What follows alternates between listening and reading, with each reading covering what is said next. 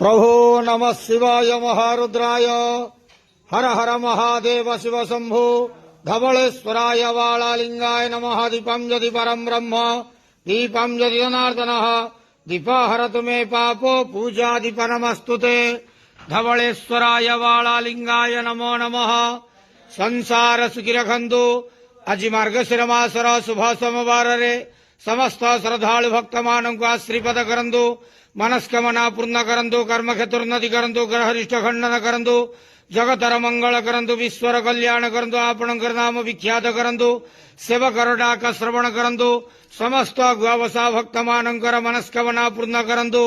जो जो भक्त माने आपणक पाखरे मानसिक रखिछंती तांका मानसिक पूर्ण करंतु। धवलेश्वराय वालालिंगाय नमो नमः। संसार सुखी रखंतु। आनंदे गेवार हरि बोलो। आज मार्गशीर मासर शुभ सोमवार समस्त श्रद्धालु भक्त मानक आश्रीपद करंतु। आनंदे गेवार हरि बोलो।